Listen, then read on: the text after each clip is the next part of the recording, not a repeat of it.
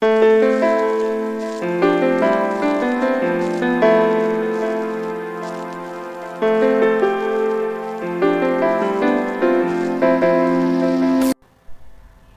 Viewers, welcome to formal cooking. இன்றைக்கி நம்ம சேனலில் ஒரு ஈவினிங் ஸ்நாக் தான் பண்ண போகிறோம். அதுதான் பொட்டேட்டோ டிக்கி, அதாவது உருளைக்கிழங்கு டிக்கி.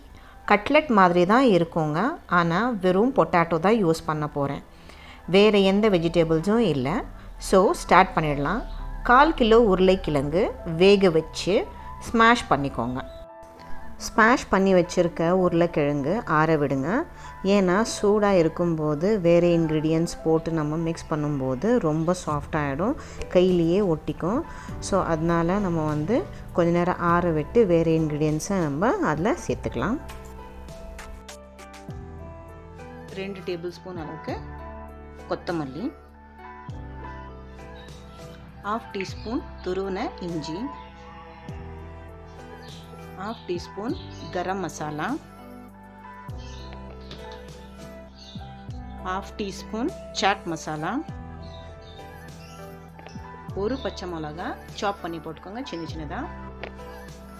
பச்சை மிளகா இது நான் சின்னதாக ஃபைனாக நசுக்கி போட்டுக்கிறேன். அப்போ தான் நம்ம சாப்பிடும் போது அது பச்சை மிளகா நம்மளுக்கு தனியாக கிடைக்காது, நம்மளுக்கு அதோட சேர்ந்து பைண்ட் ஆகும். இதில் காரத்துக்கு சில்லி பவுடர் கூட சேர்த்துக்கலாங்க, ஒரு 1/4 டீஸ்பூன். ஆனால் இது நம்மளுக்கு அந்த சில்லி பவுடரோட காட் கிடைக்கும். ஸோ அதனால் நான் சில்லி பவுடர் ஆட் பண்ணாமல் வெறும் பச்சை மிளகாவே சேர்த்து விடுறேன். 4 கேஷ்யூ எடுத்திருக்கேங்க, அதை சின்னதாக ஃபைனாக நசுக்கி சேர்த்துருக்கேன். 2 டேபிள் ஸ்பூன் அரிசி மாவு,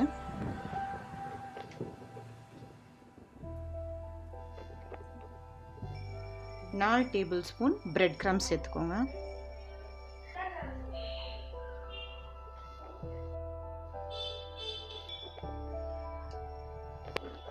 கடைசியாக சால்ட்டு நம்மளுக்கு தேவையான அளவுக்கு சேர்த்துக்கிறோம். இதெல்லாம் இப்போ நம்ம சேர்த்து பைண்ட் பண்ணிக்கணும். எல்லாத்தையும் சேர்த்து மிக்ஸ் பண்ணிக்கோங்க நல்லா. இதில் டேஸ்ட் கொடுக்குற 2 கீ இன்க்ரீடியன்ட் எதுனாக்கா கரம் மசாலாவும் சாட் மசாலாவும் தாங்க. இது இப்போ நல்லா பிசைஞ்சு 4 உருண்டைகளாக பண்ணி வச்சுருக்கேன்.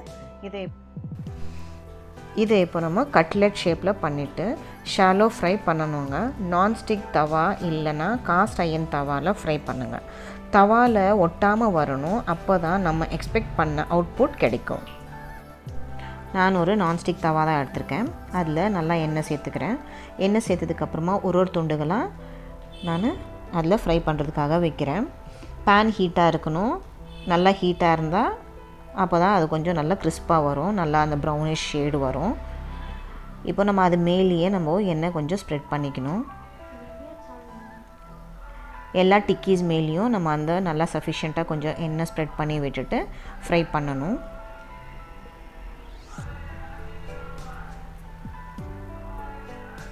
இது 3லேருந்து 4 நிமிஷம் வரைக்கும் ஒரு சைடு ஃப்ரை பண்ணுங்கள். அதுக்கப்புறமா நெக்ஸ்ட் சைடும் அதே மாதிரி 3லேருந்து 4 நிமிஷம் வரைக்கும் ஃப்ரை பண்ணிங்கன்னா நம்மளுக்கு சூப்பரான ப்ரௌனிஷ் கலர் கிடைக்கும்.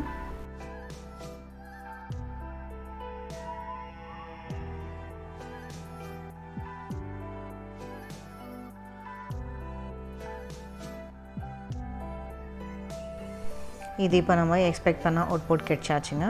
ஸோ இதுக்கப்புறமா நம்ம இதை பிளேட்டிங் பண்ண வேண்டியது தான்.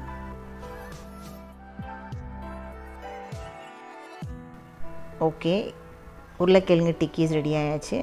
இப்போ இது ப்ரெட்டோ இல்லை பன்னோ பர்கர் மாதிரி வச்சு சாப்பிட்லாம். இல்லைனா அப்படியே நம்ம டொமேட்டோ சாஸோ கெச்சப்போ இல்லை புதினா சட்னியோ இல்லை அப்படியே நம்ம டிப் பண்ணி சாப்பிட்லாம். ரொம்ப சுவையாக இருக்குங்க. நீங்களும் ட்ரை பண்ணி பாருங்கள். ட்ரை பண்ணி பார்த்துட்டு கமெண்ட்டில் எப்படி வந்ததுன்னு சொல்லுங்கள். ஓகே ஃப்ரெண்ட்ஸ், மீண்டும் இன்னொரு வீடியோவில் சந்திப்போம். தேங்க்யூ ஃபார் வாட்சிங். Take care. பாய்.